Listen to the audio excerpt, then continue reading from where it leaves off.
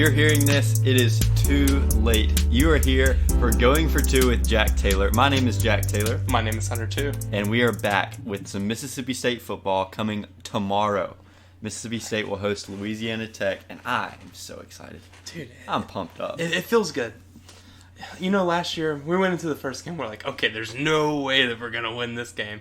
And we played a team from Louisiana, and we won. And a record was broken along the way. Yeah. A Heisman Trophy was solidified. Yeah. A national championship was brought to the school. Heisman Trophy, easily. Yeah. We got a few statues. Yeah.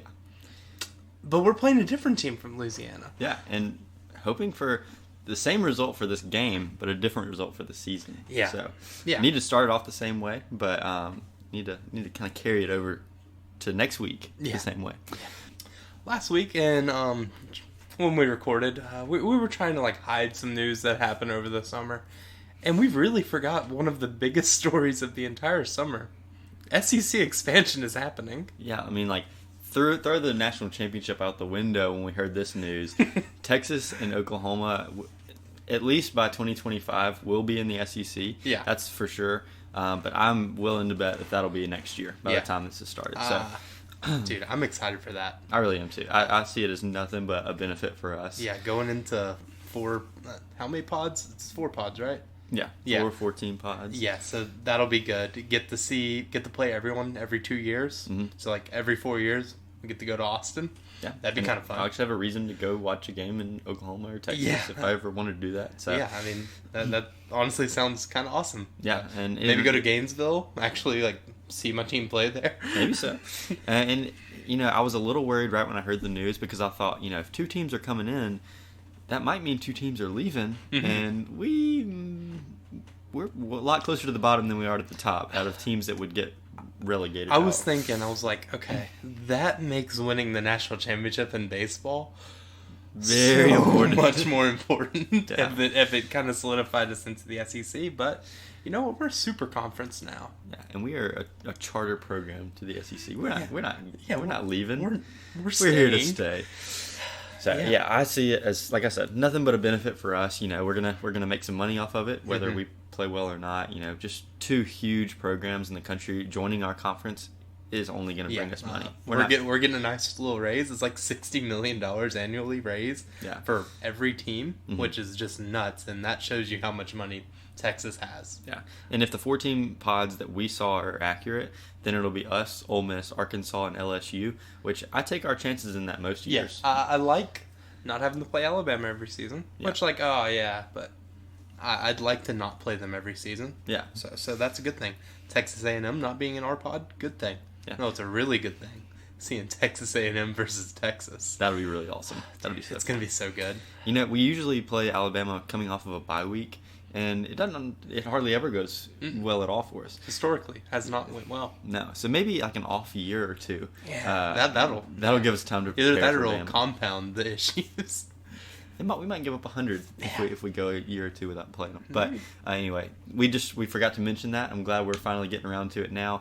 It's huge news that will be big for forever. Yeah. I'm excited to see how it shakes up the other conferences. I saw some stuff came out today that Big 12 is their top of their list is BYU, Houston, UCF, and Cincinnati, which those teams in recent memory, except for Houston, have been really good programs. So, I mean, I'm excited to see that. Yeah. And the names of the conferences, obviously we're the Southeastern Conference. That kind of got thrown out the window anyway when Missouri got added in. So, I mean, don't even worry about what the geographical lines are supposed to be. Geography doesn't exist anymore. Yeah, because the Pac-12 may include, or Pac-12 teams may be in the same conference as Big Ten teams before it's all over with. So, Pac-12 adding Oklahoma State kind of seems weird.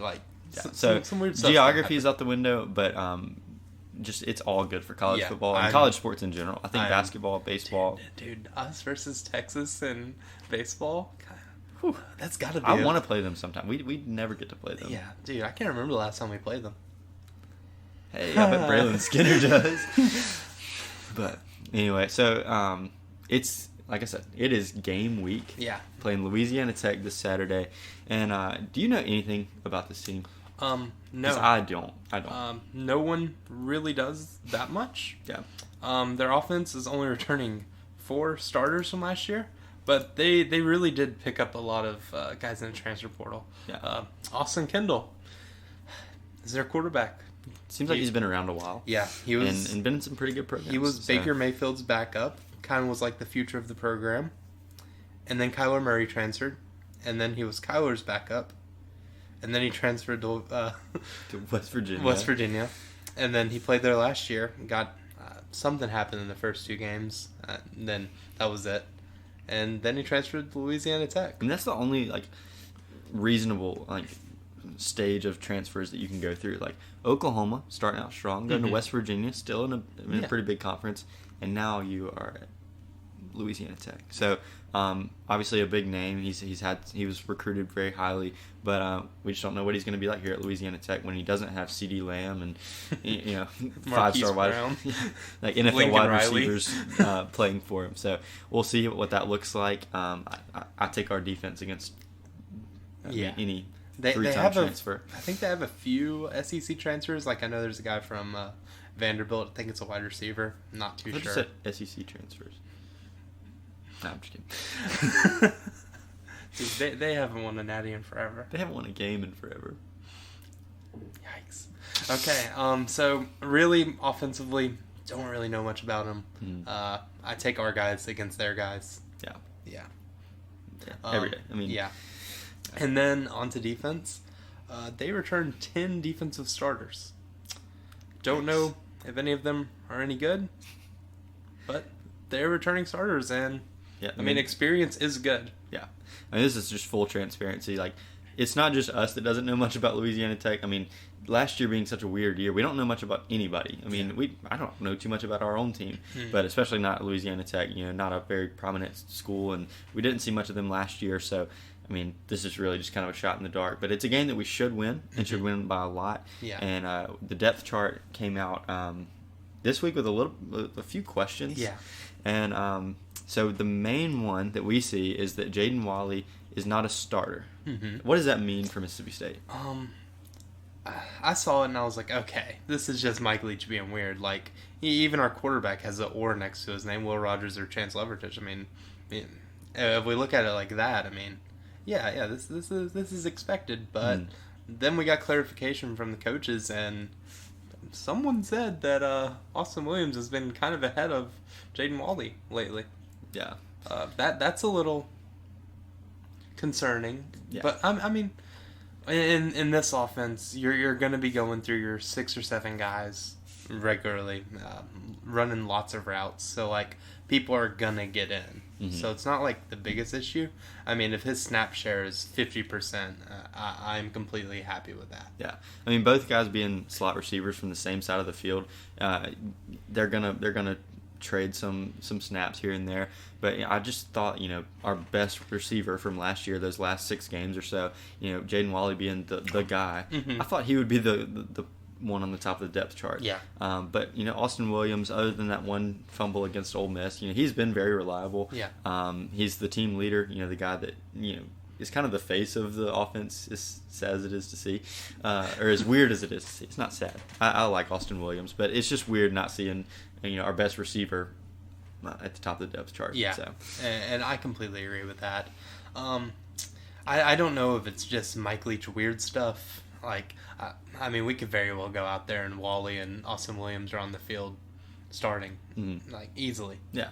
But we just don't know. Yeah, and we could very well see them both on the field at the same time, too. I mean, I feel like Wally's pretty versatile. He's not a big guy, but I feel like he could line up just about anywhere and make something happen. So, moving on to another thing that we saw on the depth chart, or not even on the depth chart, we just kind of heard some rumors, and that is that the fight at the end of the bowl game last year against Tulsa the biggest black eye to the sport of college football. We did touch on it last week. I didn't think there was any chance of suspension was coming from that, but I think since it's not a very important game, in the grand scheme of things, it's not a game that we're going to need, Malik Heath to play in, and there it is.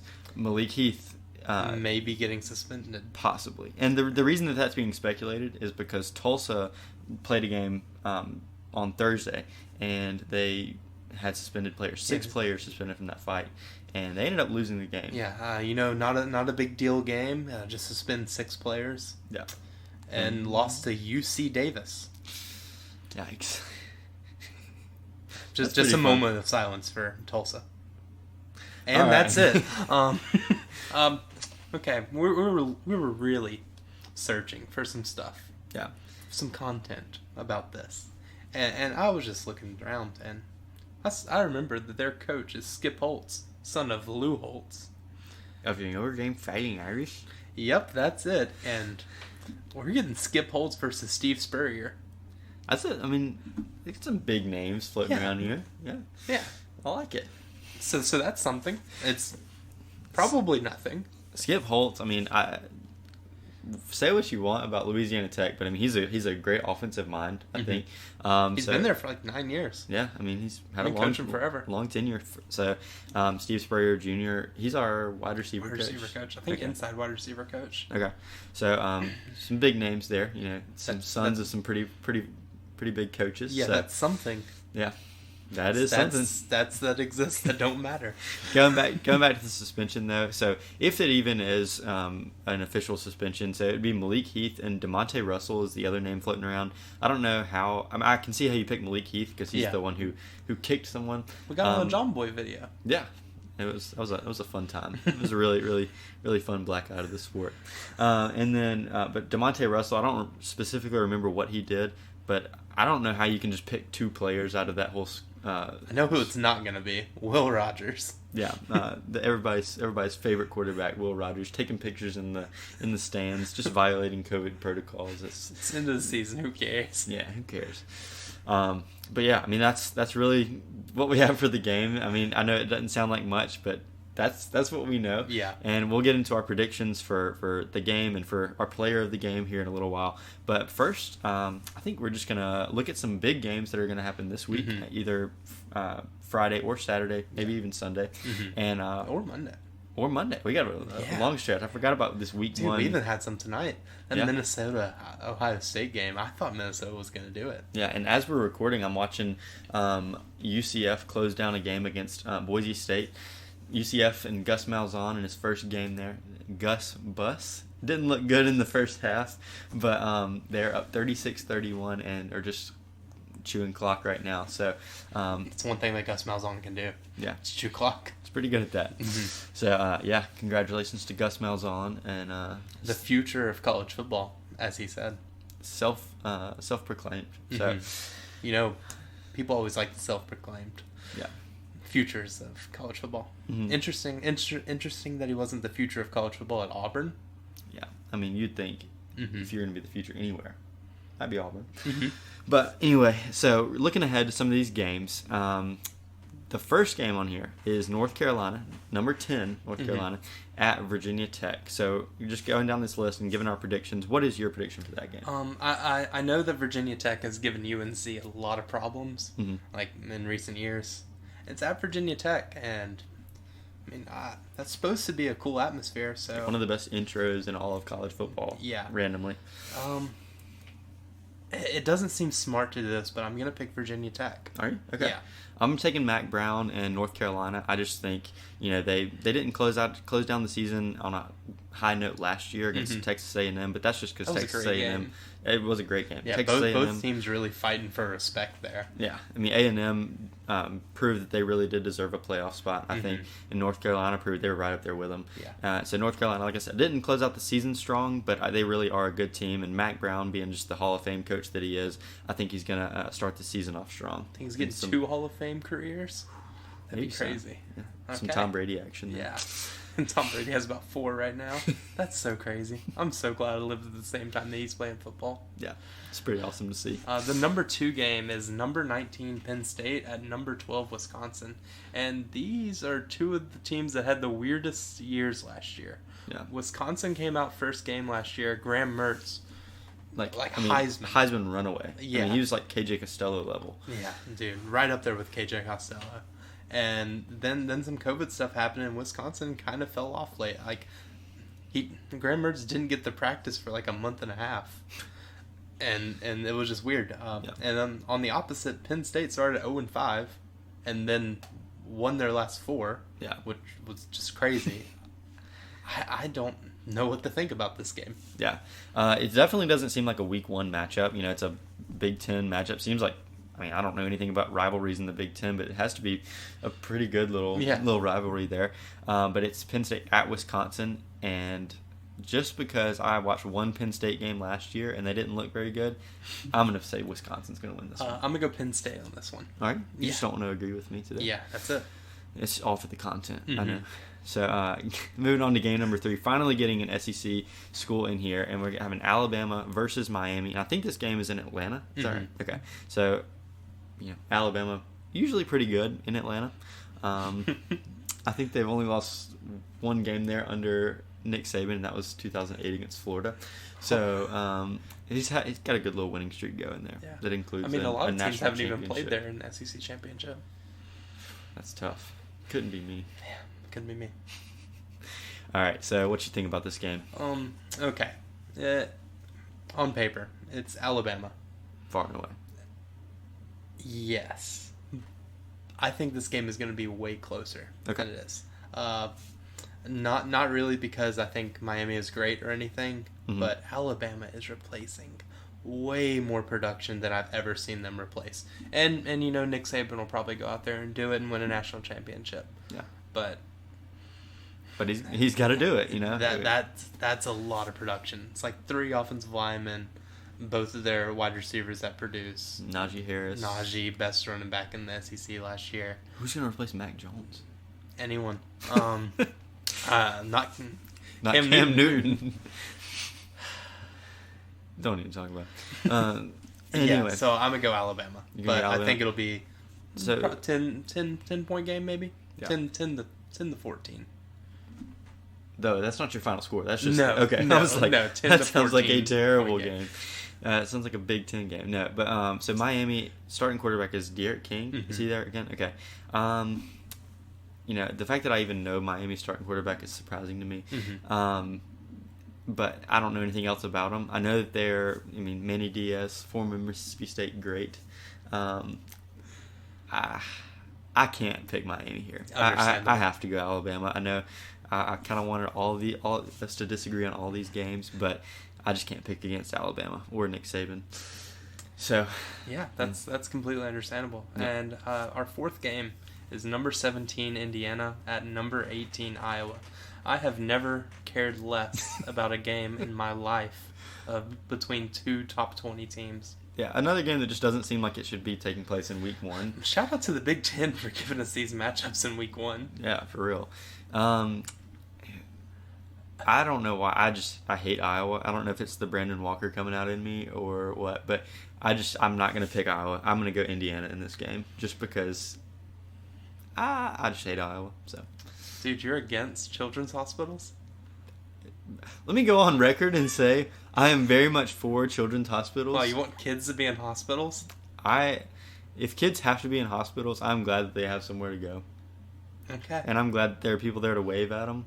And I'm sure some Indiana fans will wave too, and they're going to win the game. So. Okay. I am pro children being treated for illnesses, so I'm going to go Iowa. Man, you're twisting my words. Okay. I mean, I guess it had to be said. Yeah. I'm the bad guy here. So you either you die a hero or you live long enough to see yourself become the villain, I guess. I didn't expect to drop one of those on the pod today. But all right, so moving on to a game that's a little less controversial. So Louisiana Lafayette, number 23 in the country, at number 21 Texas. In Texas's first game under Steve Sarkisian. What's this going to look like? UL Lafayette is being paid $1.5 million to come to Texas and play this game. Understand. ULL is being paid $1.5 million to come in here and beat Texas in Steve Sarkisian's first game. They're returning everyone. This is a great team. They 32-4 over the past 3 years. It's crazy. I'm picking UL Lafayette. What's this coach's name again? Billy Napier, is that right? Yeah. Okay. So you're taking Louisiana Lafayette. Yes. I cannot stand Billy Napier because What is he waiting for? Alabama. I mean, I understand, but he was offered the Texas job last year. I think he was offered the Auburn job last year. He was offered the state job for sure. South Carolina. Like we know State and South Carolina. He was rumored big time in Texas and Auburn. Yeah. But like to turn down South Carolina, that seems like... Yeah. He's waiting on something huge, and I know that you don't... I mean, as the coach of Louisiana Lafayette, you don't have to win big games like this to like bump your stock up and you know, prove that you belong somewhere else, but it sure would help. And so I think I'm going to agree with you on this one. I know Sarkisian has a lot to prove in his first game at Texas, but Lafayette had a really fun year last year, and I think it's going to carry over. It wouldn't be the first time they started out the season beating a ranked Big 12 opponent. Yeah. They did it Oklahoma last year. So, was it Oklahoma? Iowa State. Iowa State, okay. Yeah, okay. Iowa State's good. Yeah, for real. So both of us agreeing on that one. That's pretty surprising. But moving on to another SEC school and another incredible matchup here in Week 1. So we have number 5 Georgia versus number 3 Clemson in a neutral site game. I think it's in North Carolina. So I mean, neutral site is. Yeah, it'll be neutral. I think Georgia will travel. Yeah. At least the team will travel. I think. You think? Yeah. Maybe. So I'm gonna let you pick this one first, just because I don't know what I'm gonna pick yet. Okay. Last year we saw DJ Uiagalelei. A little name drop there. Yeah. One time we had a bet about name dropping DJ Uiagalelei, and now it's just easy to do. Yeah. Dr. Pepper athlete. We saw him against Notre Dame, and he showed out.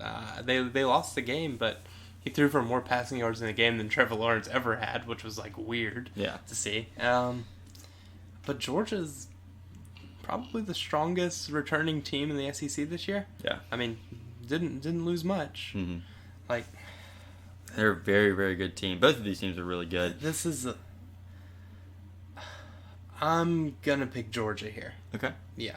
Yeah, I watched Georgia play one game last year, and that was because once Mississippi State started playing terrible in week 2, I kind of lost everything for college football there for a little while. So I did watch us play Georgia, and if it hadn't been for JT Daniels just dropping bombs on us, you know, we would have actually gone into Athens and won a game. Yeah. So JT Daniels really did win me over there and made me think, like, he's easily a top 2 quarterback in the SEC, maybe one of the top 5 in the country. Yeah. And so I think JT Daniels is going to show out in this game, and Uiagalelei is really good too. Clemson's amazing, but I'm taking Georgia in this one. Okay, cool. We agree again. Yeah. And then this is a fun one. Just a stupid game. I really, really enjoy this game. I don't understand it. Okay. Our 7th game is number 16. LSU. Yeah, let's just number pause. 16. Number 16 in the country. Okay, let's just get that out there. At UCLA. Playing in the Rose Bowl. Yeah. Not for the Rose Bowl, but in the Rose Bowl. I guess you're gonna make me pick this one first. Yeah, you go. Okay. I don't think LSU deserves to be number 16 in the country. I also don't think that UCLA is going to have any sort of home field advantage in this game. This game would be really fun if it was in Tiger Stadium. But I don't believe in LSU this year. I don't think Orgeron's going to have a job after week 6 or 7. But dude, I don't know. That's a hard take right there. People think that he just has the job lined up. I mean, surely their past 3 head coaches haven't won a national championship for them. All right, I'm gonna start LSU off the season with a loss to UCLA. Yeah, I think UCLA's taking it. This is Chip Kelly's 3rd year at UCLA. It's Chip Kelly's season. Both of us remember Chip Kelly at Oregon. Yeah, some of those fun teams, and it really wasn't. I mean, I know they had a Heisman Trophy winner quarterback, but there was about their running backs and. His play design, when he has his guys in there doing what he wants, it's almost second to none. Yeah, UCLA is going to beat Ed Orgeron. Yeah, I'm looking forward to it. And moving on to another game that this week 1 is just full of games. And this is going to be a Sunday night game, I believe. And it's going to be number 9, Notre Dame, traveling to Tallahassee to play Florida State. And a new transfer quarterback for them, Mackenzie Milton, coming off an injury at UCF a couple of years ago. Finally getting back on the field. I'm so excited to see that. A guy that knew he would walk again, but never thought he'd play football again after I watched that game. But he's back and leading Florida State, who has a new coach this year, I think they had one last year. A new coach last year. Okay, gotcha. I'm taking Notre Dame in this one. I think Florida State will be good and have a good season this year. Definitely better than the past couple of years. But Notre Dame, they're still a good team. Really, really good. I'm going to go for the fun pick here. Okay. Notre Dame doesn't have Ian Book this year. And as much as people don't like Ian Book, he was consistent and won them games. Yeah. But Mackenzie Milton Magic, I'm sure he hasn't lost many games as a starting quarterback due to the fact that he went undefeated or something. That might be 0 losses. So yeah. Mackenzie Milton is going to beat Notre Dame. All right, sweet. I like it. There's no touchdown Jesus to save them here.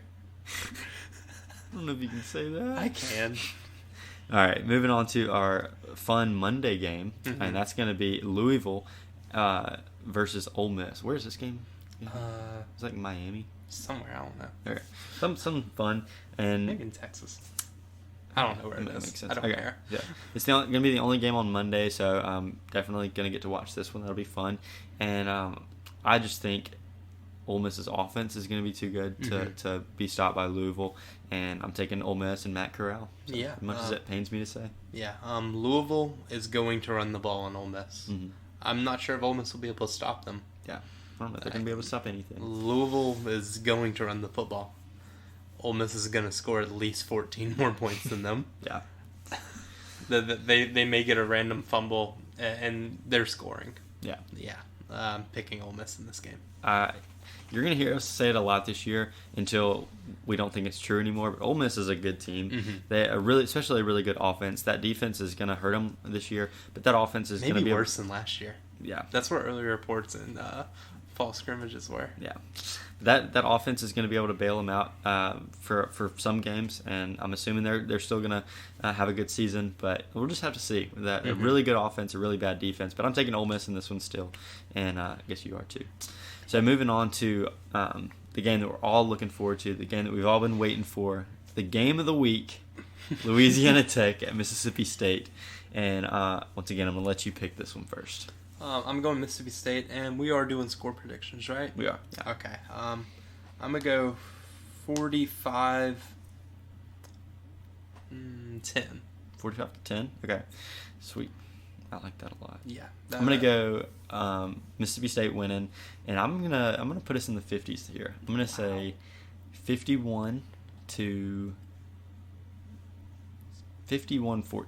Okay. I'll give it to him. Yeah. All right. So, do you have any idea who your player of the game is going to be? Is it going to be your starting wide receiver? No, it's going to be Austin Emmanuel Williams? Forbes. Emmanuel Forbes? Okay. I think he gets an interception? Yeah. Pick 6? I mean, if he gets an interception, he's it's a pick housing 6. it, yeah. It's like Kite McDonald. If he gets a hit, it's a double. Yeah. All right. Kite McDoubles. So you're going Emmanuel Forbes. Okay. I don't think I picked a defense player last year. I may have. Maybe that's going to be what it takes to turn our season around. All right, I'm going to go chalk here, and I'm going to say Will Rogers. Okay. I'm going to say he just puts, 350 plus on the board, and that's points, not yards. I'm just kidding. He's going to put 350 yards or more on the board, and just start the season off and get his record-breaking season off on a good start. So, you like it? Yeah, I like that pick. All right. So, if you've put up with us, making these predictions so far, we appreciate it. We also appreciate you guys sending Instagram questions when we asked on Wednesday for those. We might do something this year where we, like we did last year, where we get you guys to pick games, and we can give a shout out to the person who gets the games the most correct, or the most wrong. Or the most wrong. Yeah. Shout out HUD. Yeah, Hudson Harris. And we going 0 for 10 one time. That was so unbelievable. He said, "Put the house on it." Yeah. I lost my house. Yeah, where are you now, Hudson? So no, we're gonna put these 10 games on our Instagram tomorrow or today when you're listening to it, and we'll just ask you to DM us with your predictions, and we will shout out the person who is the most right or the most wrong, whichever one seems more interesting at the time. So moving on, we're going to go to the Instagram questions we just talked about. Once again, thank you guys for those, and we just really enjoyed this part of the show as always. Yeah. So let's get into them. Okay, from the first one, from Drew Robinson. Will Mississippi State's culture of piracy lead to more takeaways for the defense? I love this question so much. I kind of hate it. So I think any defense that doesn't flash the land shark has a chance to be pretty good, because being the land shark defense seems to put you in last place for total defense in the country. So I really do think we're going to force some takeaways this year. Yeah, Forbes, yeah. I mean, anytime the ball gets thrown his way, you have a chance for an interception and possibly a pick six. And then on the other side, you have someone who is arguably better. Yeah, Martin Emerson over there. I'm really feel good about our cornerbacks, and so might force a fumble here. Yeah, I'm excited for Jalen Green too. Yeah, I mean, a guy he was a cornerback coming out of high school and could play safety now. So really excited about our defense and Pirates and stuff. Yeah, Pirates and stuff. Austin Swindle sent in a few, but only one of them we didn't answer last week. Early Heisman pick. What you got? Guy I talked about in the Georgia versus Clemson game, which two very big Heisman hopefuls there. But I'm going to say JT Daniels is my guy for the Heisman right now. Okay, I'm going to do the default thing. I'm going to pick an Oklahoma quarterback, Spencer Rattler. Okay, that's pretty smart too. Yeah. It's weird saying a Georgia quarterback could be in contention for the Heisman because we're used to Georgia running backs stealing the show, and we're just kind of used to Jake Fromm being there, and he's not going to win the Heisman. Dude, imagine if they kept Justin Fields. All-time he bad didn't move. win a Heisman. All-time bad move. Yeah, Kirby smart.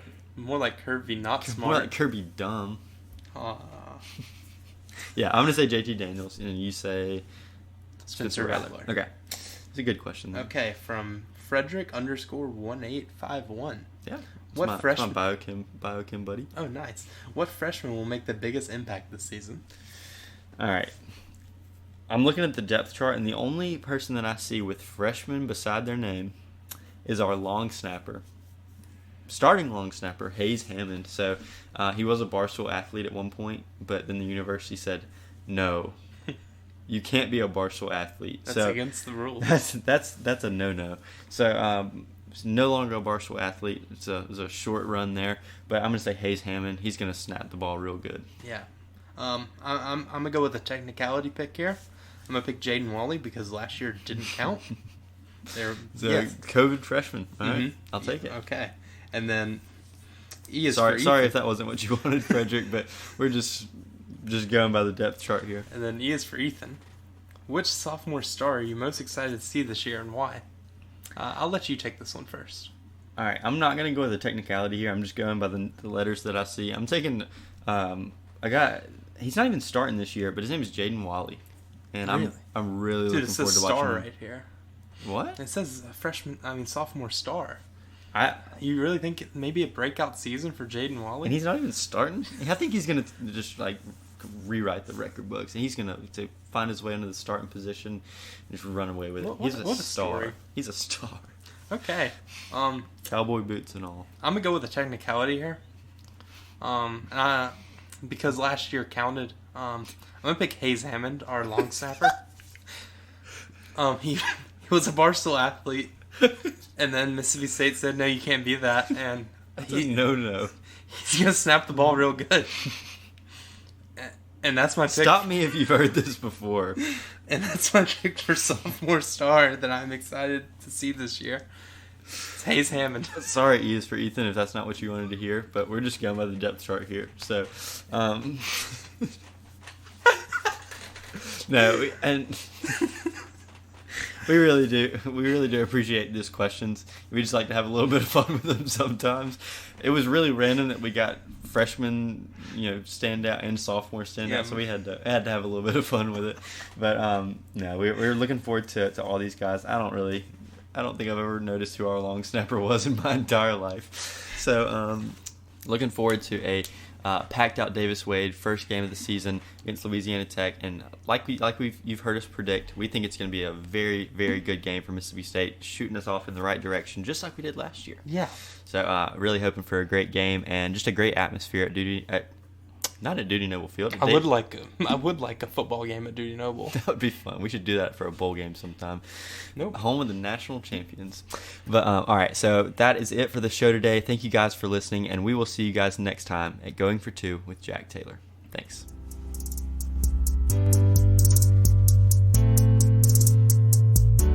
You know what I'm excited for? What? Seeing Hayes Hammond snap that ball real good. I mean, that's crazy. He's a freshman and a sophomore. I hope we don't have to see him. We got to kick extra points. Nah, go for two. Going for two with Jack Taylor.